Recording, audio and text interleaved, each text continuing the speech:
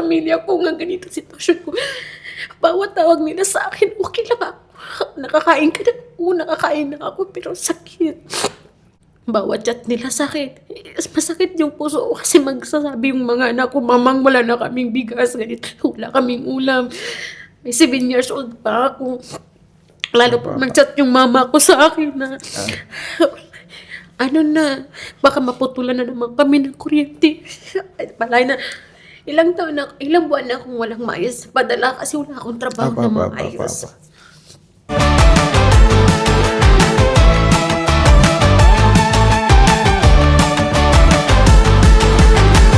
Guys, nandito ko ngayon sa labas. So naglalakad-lakad ako sa labas pagkapos si ate. Nakita ko naglalakad na medyo ano tawag dito? Medyo lutang yung paglalakad niya, and then hindi ko siya kakilala, so kinausap ko lang nag-hi and hello. So ngayon sasama ko siya sa bahay para pag-usapan kung ano ba yung pinagdadaanan ni ate. So let's go. Okay lang po ba kayo? Okay, so let's go doon po. Guys, nandito ngayon si ate kasi kapakainin muna namin kasi grabe. Nakita ko talaga lumalakad siya doon, so parang feeling ko wala siya sa sarili kanina, pero kailan pa po kayo huling kumain? Araw lang, nagkape lang ako. Nagpanay nga ako, nagkukumin sa yung namimigay na. Nahingi po kayo. Guys, ayun, pinagtimpla po ni mama ng kape. Thank you, mother, sa pag-asikaso kay ate. Ano po name niyo po, ate? Gemma, yeah, kay ate Gemma. Nerwin, sabayan mo si ate mo na kumain na. Yeah, buti na lang meron tayo. Munggo. So, okay lang naman po kayo? Okay lang ako. Mas thank you, nakakain. Ilang araw na ko lang kain, bitis, dalawang araw wala akong tulog kasi iniisip ko ba na nang habang tumatakbo yung araw na rinta ng bahay una. Na-stress ka pa ganyung araw. Tapos, araw-araw tumatawag yung mama ko, ganito, wala na kaming bigas dito, pero hindi nila alam, naramdaman ko na okay lang ako, ganito, okay lang ako. Sige po, kain lang po kayo muna. Welcome back to Kuya Wells Vlog. So, for today's video, ito, biglaan to. Anong oras na? It's 1:12 in the morning. So, nakita ko lang si ate, naglalakad dyan sa labas. So, medyo mabagal yung lakad. Pagtapos kami, naglalakad din. But the thing is, hindi ko alam ano yung nangyari. Bakit nag-hi ako, nag-hi din po kayo, no? Nakakatuwa sa sobrang biglaan yung pangyayari. Tapos, parang feeling ko, may problem si ate. So, tinanong ko lang siya kung kumain na siya. So, sabi niya, ilang araw daw po kayo hindi kumakain? 1 week na din, mag-1 week ka. Tapos ano lang, kape at noodles. Pero okay na din naman. Ganun. Tapos panay ako nag-comment sa mga nagpo-post ng namimigay ng bigas, kahit kape. Apo. Tapos, Mami tissue. Apo. So, talagang nagpapakasakali po kayo sa mga nagbibigay ng bigas. Opo. So, nakakakuha naman po kayo pag binibigyan kayo ng ano? wala naman, kasi wala naman sa bawat comments ko, wala naman nag-reply or hindi ko alam kung saan. Basta important, nakikita ko lang na kahit paning-comments ko lang, kahit kape lang at saka noodles, laging tulong na yun sa akin.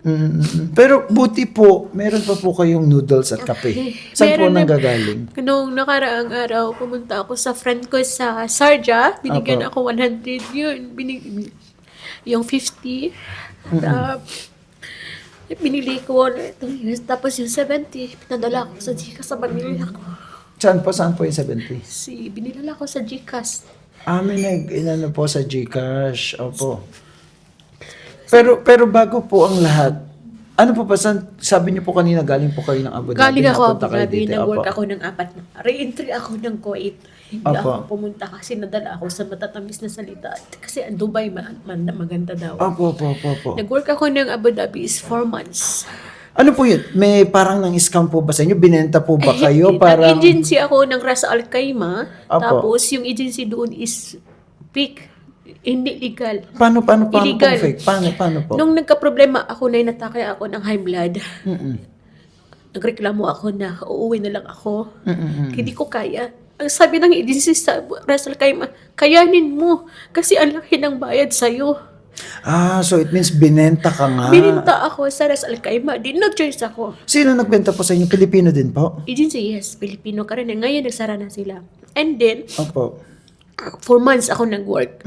Yung baba ko naman is wala akong problema, is mabait naman siya. Opo, bakit niyo po inalisan? Yung asawa ng baba ko is hindi ko kaya. Araw-araw ka na lang. Yung ugali ng madam sa Abu Dhabi is hindi madali. 1.5 sahod, wala kang off. Yung kung kailangan magising yung amo mo ng alas 3 ng madaling araw, gising ka din. Doon dalawa kami, hindi lang ako isa, dalawa kami sa isang bahay. And then, dalawa kaming umalis. Sabay po kayo umalis. Nung umalis kayo, hindi niyo po talaga pinag-isipan kung sa kayo mapupunta? Dito ako sa what? Dubai, wala akong alam sa Dubai. Wala po kayong Wala kakilala akong dito alam, sa wala. Dubai? Lapalaboy ako hanggang nakatrabaho ako ng hotel. Apo, Nakakuha paano po? ako nag-waitress ako. Isang linggo ata akong nagtrabaho. Yung isang company dito sa Dubai is nagtiwala sa akin. May 3 kong company sa Satwa dati. Opo. 1 year ako nagtrabaho bilang organizer. Handle ako ng tao ng 65 katao. At least yun, kaya ko. Wala akong problema. Oo. Nung nagkaluko-luko na pumunta na ako ng Sharjah, ang dami ng problema na hindi ko naintindihan sarili ko. Ako lang mag-isa. Opo. Lahat may nangyari sa akin na hindi maganda. Hinusgan ako ng tao, pero hindi ko pinansin yun kasi isip ko, pamilya ko, iniisip ko, mga anak ko. Hanggang dumating ako na nagkatira ako ng accommodation doon ko nag-work as an agent. Pero balikan ko po yung sabi niyo po nag-handle kayo ng tao. Bakit nawalan kayo No, that doon? time na malaki nang babayaran yung agency sa akin, lumayas yung may-ari ng company. Umuwi sa lugar nila. Doon na the time na nawalan ako ng pag-asa. That's kahit saan na lang ako tumitira. Kahit survive pa din. Kahit paano ka papadala pa din. Kahit palipat-lipat ako. And then pumunta ako ng Sharjah. Ilang bisis ako nakatira ng Sharjah. Hanggang bumalik na naman ako dito sa sa Dera na yan. 2 bisis ako nagbalik dyan. Niliis ko yan. Pero hindi alam na pamilya ko nga ganito sitwasyon ko. Bawat tawag nila sa akin, okay lang ako. Nakakain ka na. Nakakain na ako. Pero sakit. Lahat. 5 anak ko. Single mom ako ng 8 lahat sa akin. Hindi nila alam na bawat chat nila sa akin. Masakit yung puso ko kasi magsasabi yung mga anak ko, mamang wala na kaming bigas, ganito, wala kaming ulam. May 7 years old pa ako. Lalo pa mag-chat yung mama ko sa akin na, baka maputulan na naman kami ng kuryente. Palay na, ilang buwan na akong walang maayos padala kasi wala akong trabaho na maayos. Survive. But panay ko lang sabi sa mama ko, Sila, laban lang. Huwag mo kusukuan. Palagi ka lang nandun para sa mga anak ko. Hanggang dumating na trabaho na mag-part-time ka lang, kulang pa sa bahay. Kasi dito hindi ka naman libre. Kahit naman makatira ka ng bed space, magbabayad ka pa din. Opo. Sabi ko, nung may nagpa-away sila na gusto ng mga Pilipino. Repatriation po. Yes po. Isip kong umuwi, pero inisip ko din, paano ako uuwi kung ganito man ang sitwasyon ko na Wala kayo. Wala Dadalhin pa ako. Wala Pinas po. ako kahit piso. Wala. Kaya, umiiyak man ako. Mag-isa lang ako. Ilang years na po kayo mismo sa 1 Dubai? year and 7 months. 1 year, 7 months. So, sobrang, pa lang po pala, bagong-bago lang. din. Laban pa din, kahit nahirapan ako. Ayoko man na may mga taong nanghusga sa akin. Kahit kinausap mo ako ngayon, ayoko yung narinig, masabihan ako na drama kasi content lang. No, it's true life. Totoo. Kasi hindi lang ako nakakaranas ng ganito, lalo pa ngayon. Nahirapan ako. Renta ng bahay. Hindi mo naintindihan sa sarili mo kung may pera ka, hatiin mo. Yung 30, kung may isang gatas, 100 ka, yung 30, isip mo, ibili mo na lang ng kape. Tapos yung 70, inisip mo, ipalpadjikas mo, paano mga anak mo. Ganun. Okay. Yung kape dito guys, hindi yung pang Starbucks kasi dito may chai na 1 dirham, may coffee na maliliit na 1 dirham lang. So, ganun po talaga. I mean, Mahirap po talaga ang walang trabaho po, no?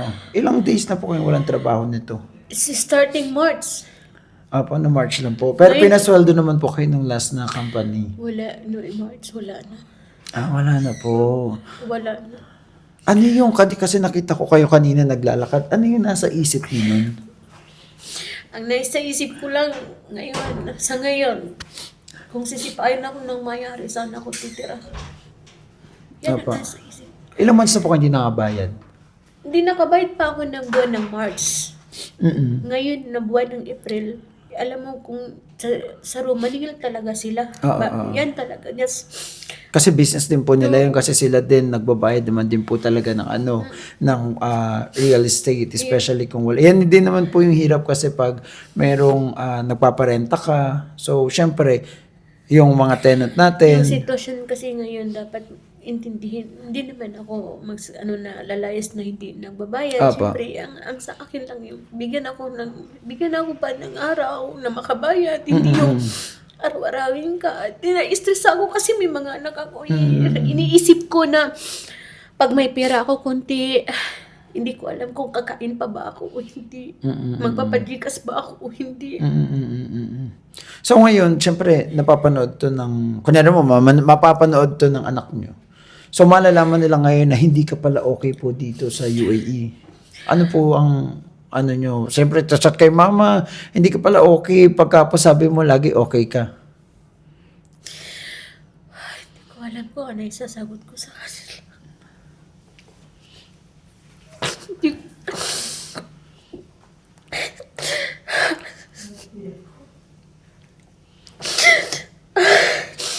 Intindihan ko po na mahirap talaga yung ganyan, especially, syempre OFW tayo dito. Pagkatapos, akala ng mga Filipino, basta nandun ka sa ibang bansa, nandito ka sa Dubai, so may pera ka na. So, ilang years naman po kayo sa Kuwait? Pag 5 lugar ko na to, Apo. nag-Saudi ako ng 2 years and 6 months. Nag-Qatar ako ng 2 years and 8 months. Nag-Ras Al Khaimah ako ng 2 years and 2 months. Nag-Kuwait ako 3 years and 6 months bago ako pumunta din. Pero bakit po wala kayong ipon sa haba po ng panahon na nag-ano kayo? Bakit po walang emergency fund? Lahat yan.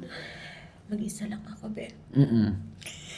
Simula na patay papa ko na walang lakas. Mahal ko man mama ko, pero iba pala. Kahit wala akong asawa, at least may papa ako. Siya yung... Iba pa din. Iba pa din pag dito pamilya mo. Ako hindi man ako perfectong ina. Pero nasasabi ko, buhay ko mga anak ko.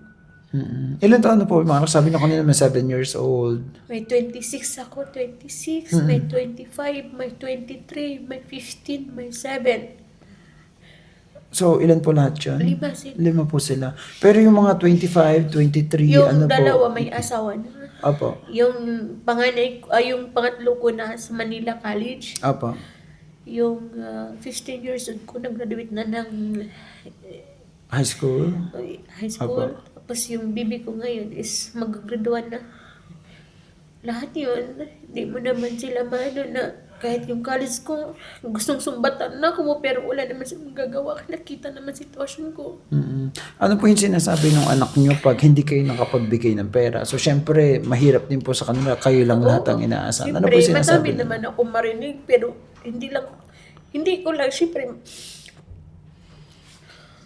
ko lang inano na, kasi alam ko sa sarili ko na may pagkukulang ako bilang ina sa kanila. Wala naman ako magagawa kung anong sasabihin nila sa akin. Pero ngayon lang talaga ako nawalan ng sustinto sa kanila na dito ako sa Dubai. Akap ako ang Dubai is maganda. Hirap pala. Sobrang hirap. Hindi. Maganda naman talaga po yung Dubai. But the thing is, hindi lahat na nag-OFW kahit hindi lang sa UAE sinuswerte. So, hindi lahat na nag-OFW is umaayon sa kanila yung kapalaran. Talagang medyo mahirap. May iba na talagang yumayaman kasi talagang siguro, if we believe in swerte, siguro sinwerte sila or magaling sila or talagang well-experienced sila.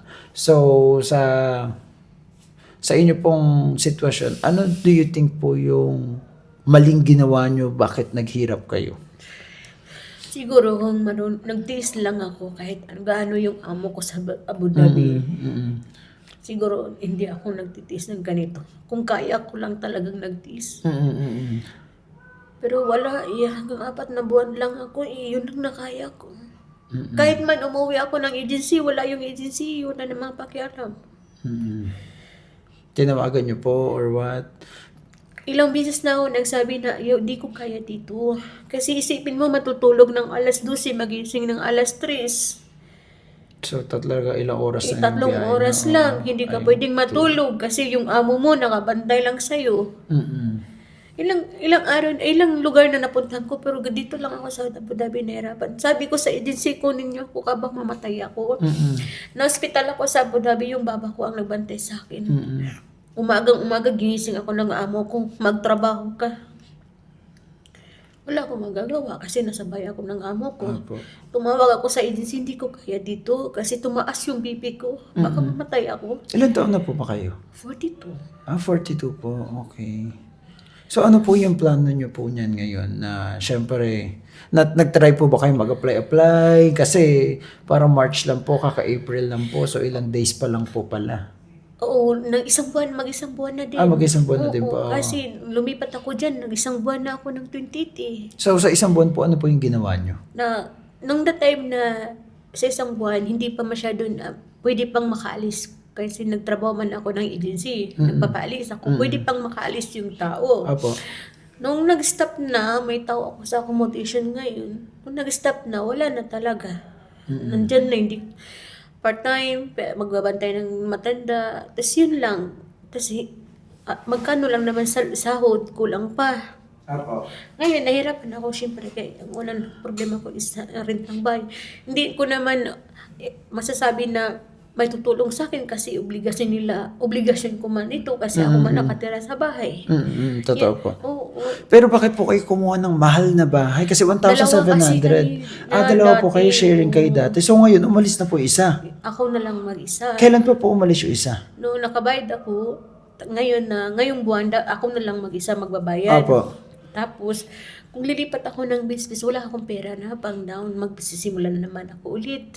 So it means, hindi pa kayo nakabayad. Never pa kayo nagbayad mag-isa ng 1,700. So nung ngayon pa lang kayo na problema kasi gusto nyo nga umalis, it's either pag-aalis kayo, magbabayad pa rin kayo, or else, ang ginawa mo na lang is nag-take po kayo ng risk na mag-stay kayo dito pero hindi nyo alam kung makakabayad kayo ng 1,700 or no. Nung kahapon kinausap ko yung may-ari, binabaan niya yung sabi ko kako, sige, sabi ko kako, kay bukas baka may awa ang Diyos magkapera ako, pero antayin mo lang ako. Pero paulit-ulit man nag-chat sa akin, asan ka na ganito, syempre ako na-stress. Apo, Kaya apo. ako pumunta doon, nakaupo ako 3 oras. Saan po kayo nakaupo? Doon sa may, di ba may sa Coral, Apo. may na mga upuan dyan. Opo. Tapos may lumapit sa akin doon. Ano po yung sinabi? Tinanong niya sa akin, how much daw? Ah? Sabi ko, hindi ako prostitute. Opo. Yun ang tanong ko. Kasi kahit hindi, ganito ako magka-problema ako, hindi ako nagbibenta ng laman. Opo. So napagkamalan pa po pala kayong dahil nakaupo kayo din na matagal 3 oras. Sa pag-upo niyo 3 oras, ano ginagawa niyo Wala po lang. nun? Nakatutok lang ako sa cellphone ko, tingin sa oras. Tapos naglalaro lang. Pero yung utak ko, gusto kong matulog, pero yung utak ko litaw. Lutang po talaga, lutang. Oo. 2 araw na ako hindi nakatulog. 2 araw na ako hindi nakatulog. Puro lang ako kape. Tapos, stress man ako, pero pinasa Diyos ko lang ang lahat. Alam ko may makasurvive dito ako. Yes po. Mangyayari po yan kasi saka nakakatuwa po kasi share nyo din sa amin yung ganyan. Kasi ito, hindi naman natin kilala isa't isa. First time din naman natin pagka-house biglang ganito, di ba? Kasi may isa din naman po akong binag before. So, tinutulungan siya ng mga manonood natin. Ako po kasi sa totoo lang, yes, may business kami dito. But the thing is, during the current situation, talagang I can say na wala din ngayon. So medyo mahina po talaga ngayon. So I hope itong vlog na to is makatulong din po sa inyo ngayon. Kaya kami gumagawa din kami ng iba't ibang way para po pagkakitaan. So katulad dito gumagawa sila ng mga bags and everything. So In case, pwede nating, ano din po, Ano titingnan nga ako natin. nagko-comments, kahit panggabi lang, kape at noodles, laking tulong na yan sa akin. Apo. Yun ang palagi kong kino-comments. Opo. Yun pa lang. Pero wala man nag-chat sa akin. Pero for a long, sige, for example po, bibigyan nila kayo ng noodles and ano, pero paano po yung mga susunod na araw? Ayaw niyo po ba umuwi? I-try natin ilapit sa repatriation?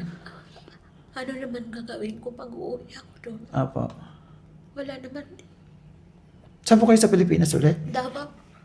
Kung gusto kong umuwi, kaya pumunta kumama sa Vice President kay malapit lang kami. Oh. Pero wala naman kong gagawin doon kung uuwi ako. Mm. Hirap. Mama ko lang ando.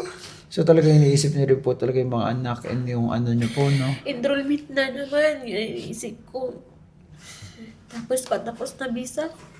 Yun, nahihirapan ako. So until now po, naka-employment visa pa rin po kayo, patapos na Employment siya. visa pa ako. So sige, tomorrow bili natin siya. Kung bibili po namin kayo ng bigas, okay naman po tomorrow or what. Bigyan din natin kahit noodles si ano. Meron na dyan bigas and ano. Sige, bigyan natin ng bigas saka noodles si Madam para kahit pa paano po kasi ako wala kaming ano sa inyo pero may stock naman po kami ng paano. Bigyan po namin kayo ng noodles and bigas tapos ayun po para kahit pa paano makapag Mama, meron pa ba tayong rice cooker dyan? Na extra? Merong extra rice cooker. Oo. Na nasa akin. Hindi ko na ginagamit. Hindi mo na ginagamit. Sige, daanan natin. Ihatid natin si ate maya-maya. Tapos daanan natin rice cooker. So may rice po kami ibibigay sa inyo. Kasi si ate pinagpipray lang niya na magkaroon lang ng noodles and rice. So pati rice cooker, kahit pa paano, ibigay namin sa inyo. Makatulong tayo kay ate. Kasi grabe din yung pinagdadaanan. Medyo mahirap naman talaga dito sa UAE yung mag-isa ka, wala kang malalapitan. Wala po ba kayo dito mga kaibigan? Pag may pera may kaibigan ka. Pag wala kang pera, wala kang kaibigan. Yan ang reality ngayon. Opo. Yan ang totoo, promise. Pag may pera ka, may kaibigan ka. Pero pag wala ka pera, wala ka ng kaibigan. So dito po madami kayong kaibigan noon. Pero tinry niyo po bang lapitan sila, sabihan sa kanila? Pero hindi ko man din sila masisi si pariyaman sila sa akin. Opo. Yung iba nag-asawa na ng ibang lahi. Hindi kasi sometimes talaga kahit sabihin natin yung kaibigan natin hindi makatulong kasi to be honest may kanya-kanya tayong mga problema. Hindi natin alam kung ano yung mga pinagdadaanan nila. Sometimes kahit kaibigan natin sila nahihirapan sila magsabi sa atin. Kayo po ba nasabi niyo yung ganyang problema niyo sa kaibigan niyo? Sobra. Pero wala naman ako magagawa. Hanggang sabi lang ako, oo. Hanggang sabi lang ako, ganito may problema ako. Hanggang sabi lang ako.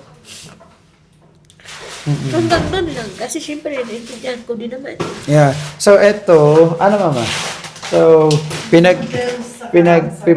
prepare kayo nila mama ng eto, may bigas po, may kung ano-ano. So ayan kahit papaano, may noodles po, may sardines and kung ano-ano po. So eto po ibaba niyo na lang po diyan para mamaya may kainin din po kayo ha. So kasi mahirap po talaga yung ganyan. So, bibigyan din po namin kayo ng rice cooker kasi sabi niyo wala din po kayong rice Wala ako cooker. rice cooker. Yeah. Darwin promise mo yun yung rice cooker. Sige, daanan natin po ngayon para maano din po kayo. At least kahit papaano, magkaroon po kayo ng kakainin sa mga susunod na araw. Nasaan po ba ang passport niyo? Doon sa amo ko, pinabayaran ng amo ko babae ng 8,000 darang. Oh my God. Pero, Kasi okay. binisahan nila ako eh. Nakabisa ka sa kanila. Oo. Kahit na po, baka ang mangyari niyan dahil umalis kayo, baka meron kayong kaso na Hindi na-absconding. naman. Kasi yung kausap ko amo kong lalaki. Kausap niya pa rin po. Kausap ko sa kanya. Pinababalik po ba kayo? Hindi din ako mabalik doon. Oo. Hindi ako babalik. Umalis ako doon, alam ng amo kong lalaki. Hindi ako umalis na hindi niya alam. Kasi alam niya sitwasyon ko. Yung ano niyo po, yung kumuha po sa inyo from Kuwait, papunta dito. Nag-uwi pa ako ng Pinas. Nagbakasyon pa Nag-re-entry po kayo. Ang yan ang pagkakamali ko. Anong gagawin natin? Wala na. Yung pagsisisikula na nasa huli Oo, na. kasi bawal po yan eh. Sa totoo lang, bawal yung ginawa nyo. Kasi yan yung iniiwasan ng mga ano natin, government natin. Kasi ang OEC nyo is doon sa Kuwait, hindi Stop dito. over ako ng Abu Dhabi. Kaya hindi ako nag-stop over ng Dubai, Abu Dhabi. Ako nag-stop over. Muntik pa ako na sikop doon kasi kung saan-saan ako pumapasok na hindi ko man alam ang airport sa Abu Dhabi. So, paano po yan?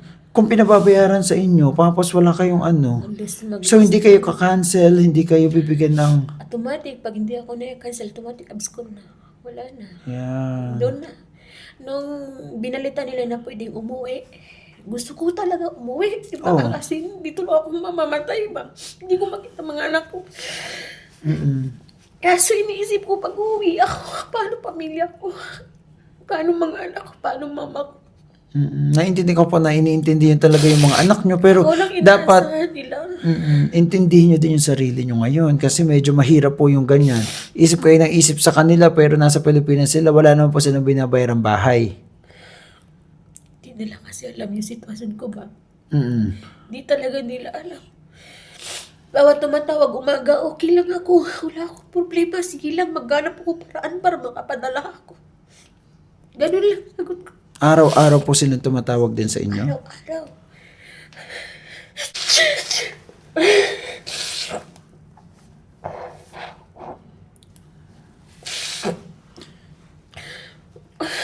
Pero mas okay po syempre kung talagang wala na kayong magiging trabaho dito, wala na kayong ano.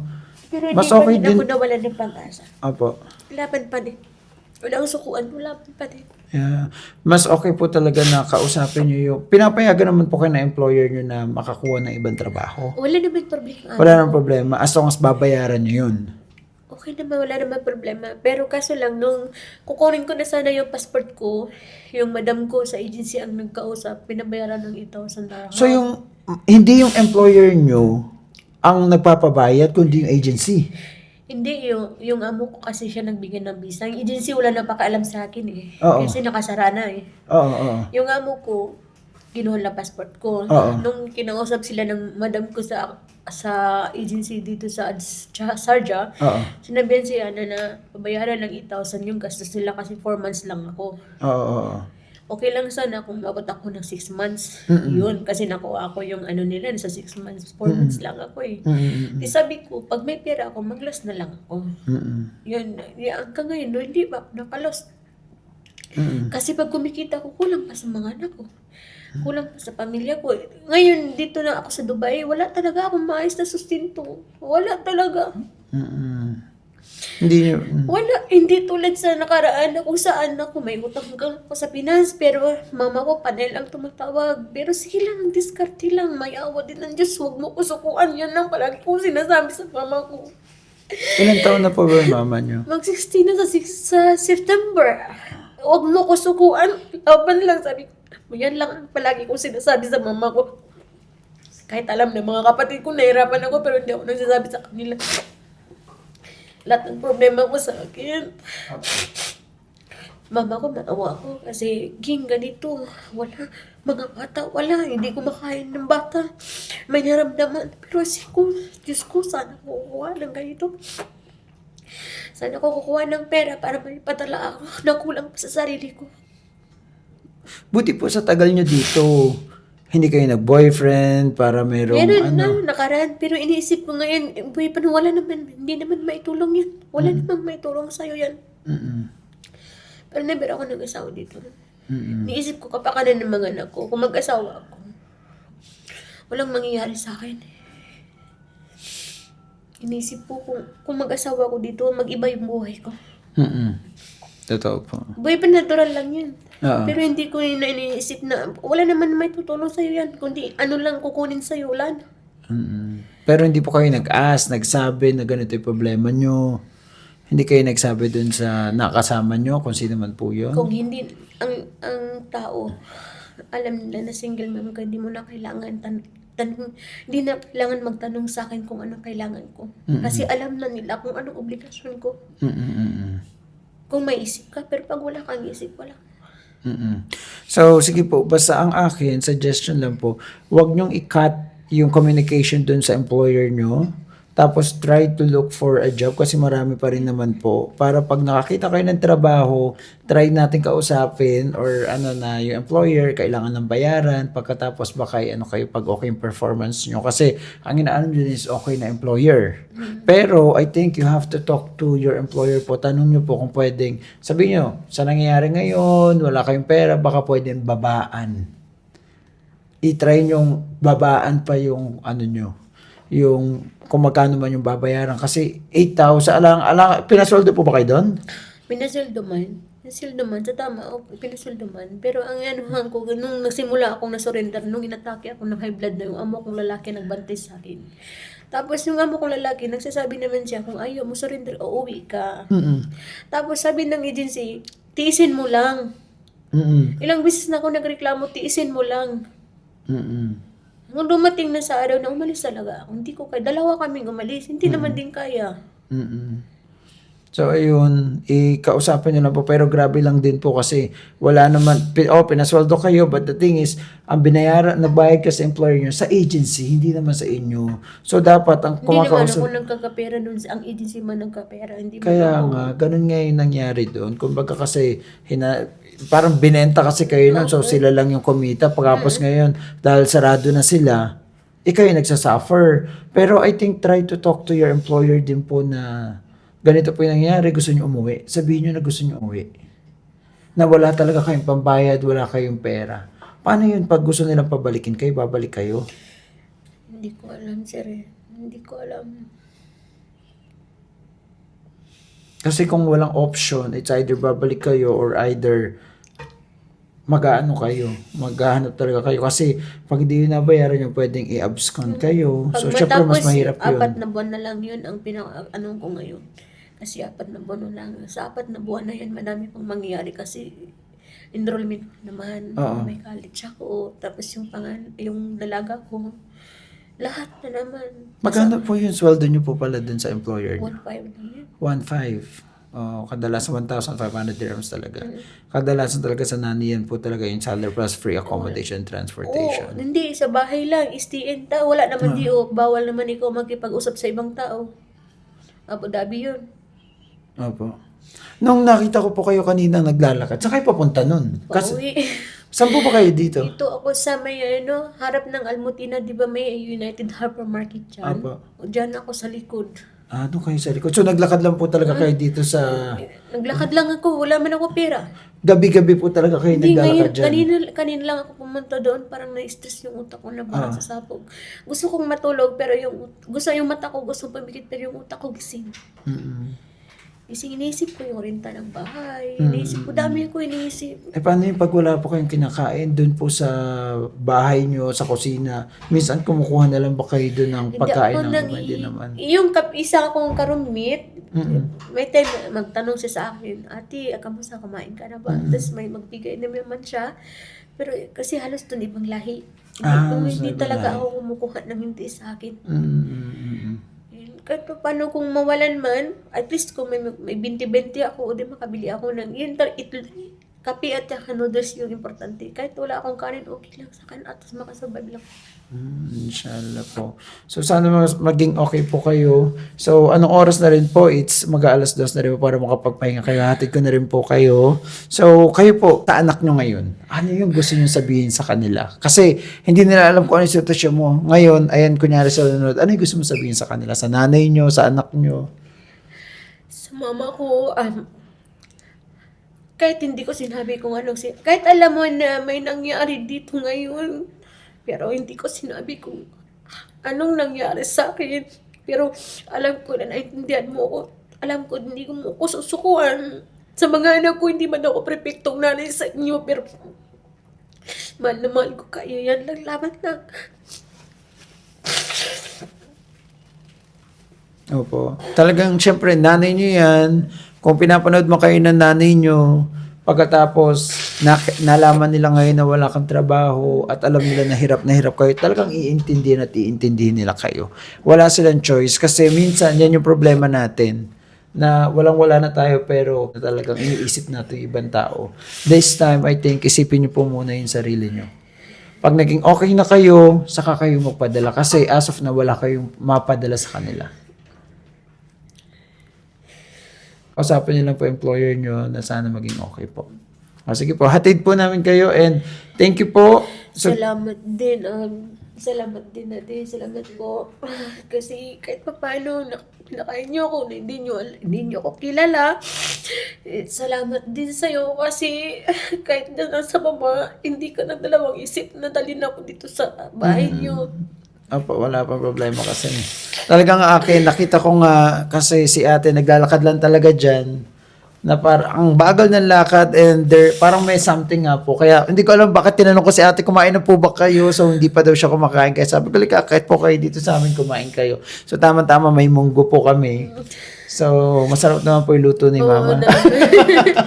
Salamat sa grasya kasi hindi lahat ng tao ganito. Opo. Hindi lahat ng tao na, nakikita ko na may namimigay, pero siguro hindi ko swerte na makatanggap ng biyaya, gano'n.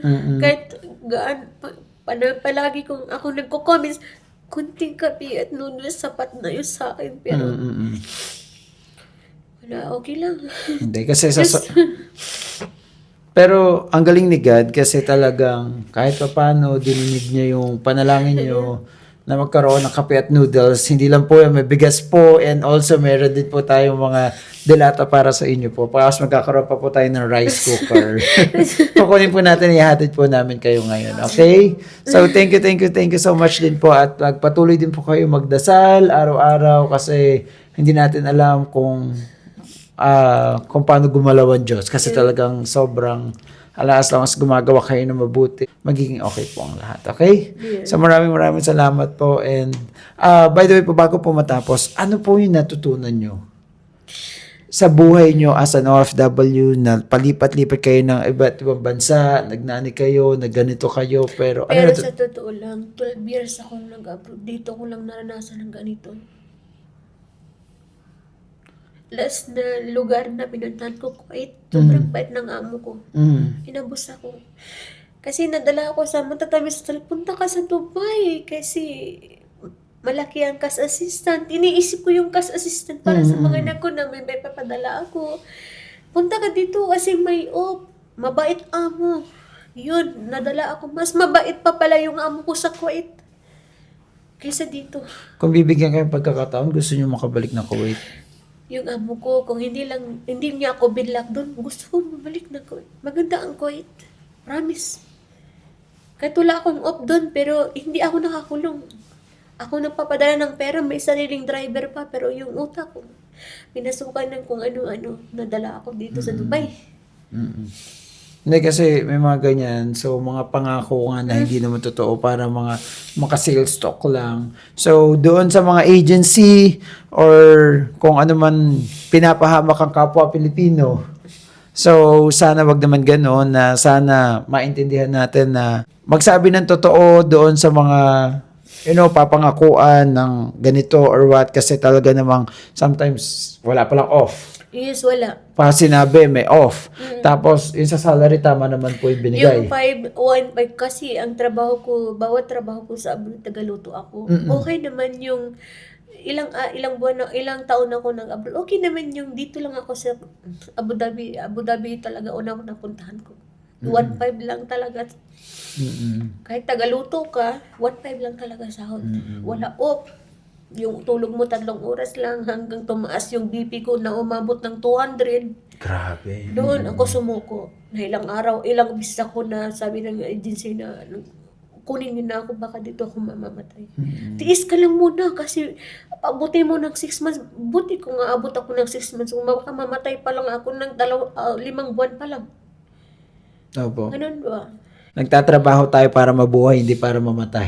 So, yun yung ano natin. So, sige po, basta ganun po, sana maging okay. Makatulog po sana kayo ngayon. Kukunin ko din po yung number nyo para in case. So, sige po, magpapaalam na po kami kasi anong oras na rin po para po makatulog din po si ate. At sana makatulog po kayo na mahimbing ngayon. Bukas, panibagong laban na naman po ng buhay. Pero at least, meron po kayong kakainin, and then kontakin ko na lang po kayo in case kakausapin ko lang din po yung ibang employer kung pwede din po kayo doon. Sige po. Okay? So maraming salamat po, and yeah, maging okay po sana lahat. God bless po. Sige po. Bye-bye. Thank you po. School niya kahit kape at noodles na, at least meron na.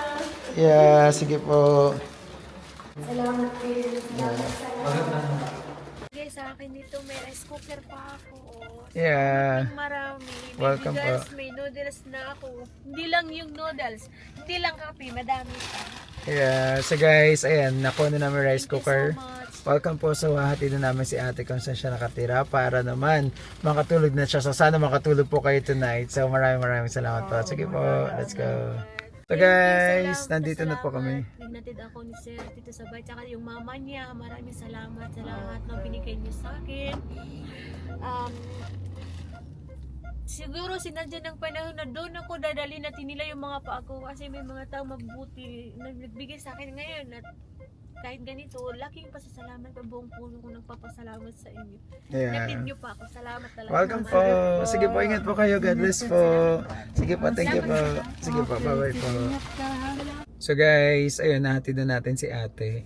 At ayun, grabe lang, biglaan yung vlog na yun kasi hindi ko na-expect na may makikilala din ako na naglalakad pagkatapos sasama ko sa bahay. Napakadalang ko maglakad din ngayon dito sa sa Murakabat, sa Riga. Actually sabi ko nga doon sa kasama ko kanina na ang tagal-tagal ko na din nakapaglakad. Tapos ngayon nakapaglakad pa ako, may na-encounter ako na si ate nga na ang hirap pala ng pinagdadaanan niya sa buhay. But the thing is talagang kinakaya niya lahat para sa pamilya niya. Grabe, talagang bilib ako sa mga nanay na lahat talaga is gagawin para sa family niya. Grabe lang. Pero sana maging okay siya, and yeah, tingnan natin yung mga susunod na araw.